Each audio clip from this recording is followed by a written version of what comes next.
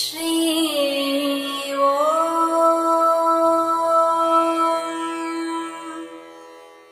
ஸ்ரீ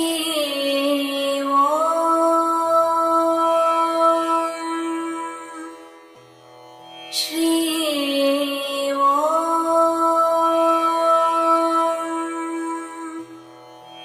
ஸ்ரீ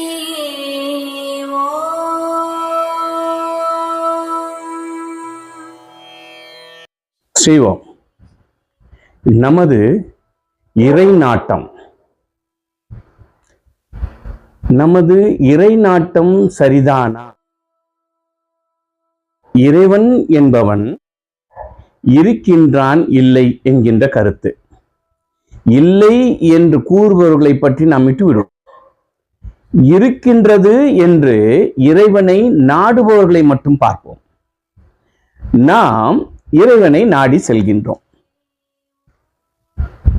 எதற்காக செல்கின்றோம்?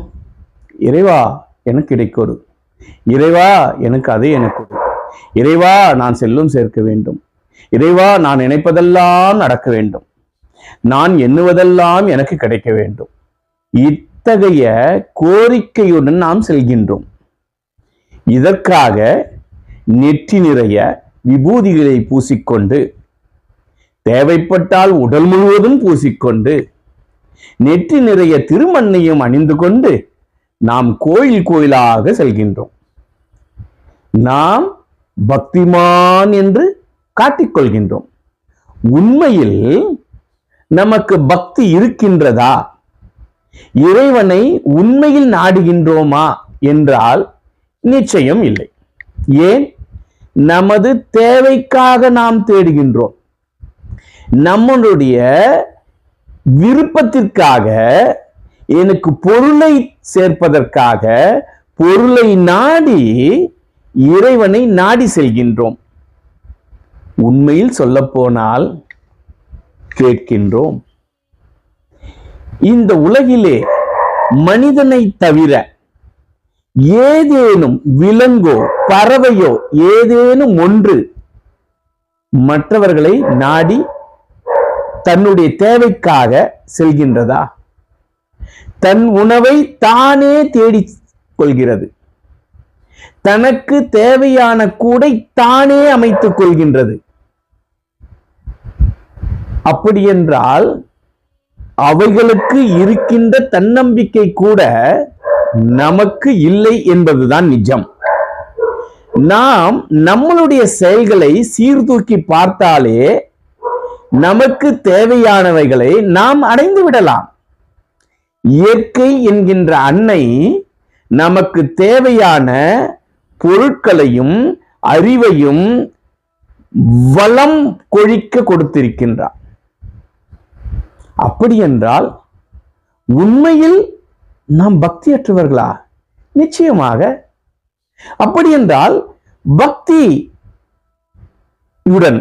இறைவனை நாட வேண்டும் என்றால் என்ன செய்வது? எப்படிதான் செல்ல வேண்டும்? இறைவனின் மீதான உண்மையான நாட்டமாக இருந்தால் நான் எப்படி பிறந்தேன்? எதற்காக வாழ்கின்றேன்? இதை படைத்தவன் யார்?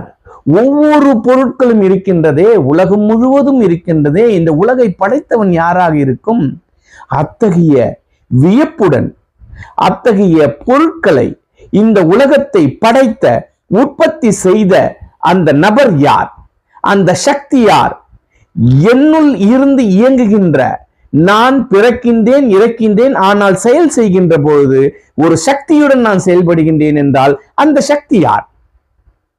அந்த சக்தியை கொடுத்தவன் யார்?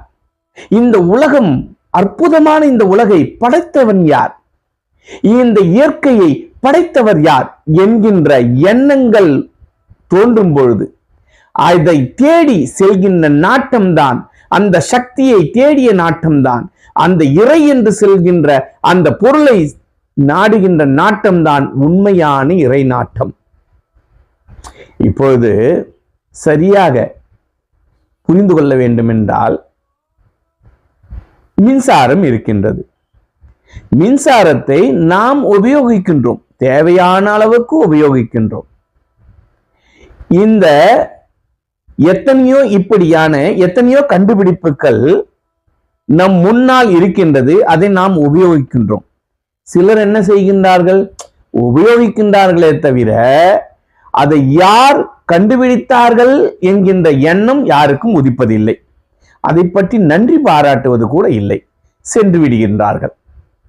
ஆனால் ஒரு சிலர் இந்த மின்சாரம் எப்படி இயங்குகின்றது, இந்த மின்சாரத்தை நமக்கு கொடுத்தவர் யார், அதை கண்டுபிடித்தவர் யார், இந்த பொருளை நாம் உபயோகிக்கின்றோம், இந்த பொருளை கண்டுபிடித்தவர் யார் என்கின்ற தேடலுடன் அதை கண்டுபிடித்து நமக்கு அளித்தவர்களை, அதை உற்பத்தி செய்து நமக்கு அளித்தவர்களை நாம் தேடி கண்டுபிடிக்கின்றார்கள் ஒரு சிலர். அப்படி நாம் உபயோகிக்கின்ற அனைத்தையும் கொடுத்த இறைவனை நாம் உண்மையில் தேடி அவன் பாதங்களை சரணடைய வேண்டும், அவனை பற்றி உண்மையான புரிதல் எனக்கு இருக்க வேண்டும் என்கின்ற எண்ணம் எப்பொழுது நம்முள் உதிக்கின்றதோ, எப்பொழுது அந்த நாட்டம் நமக்குள் வருகின்றதோ, அதுவே உண்மையான இறை நாட்டம். அதுவரை நாம் நம்மை ஏமாற்றிக் கொள்கின்றோம். நான் பக்திமான் என்று நம்மை நாமே ஏமாற்றிக் கொள்கின்றோம். நம்மை நாம் ஏமாற்றாமல் இறைவனை உண்மையாக நாடி செல்ல வேண்டும். அதுவே நமது உண்மையான இறை நாட்டம். ஸ்ரீயோம்.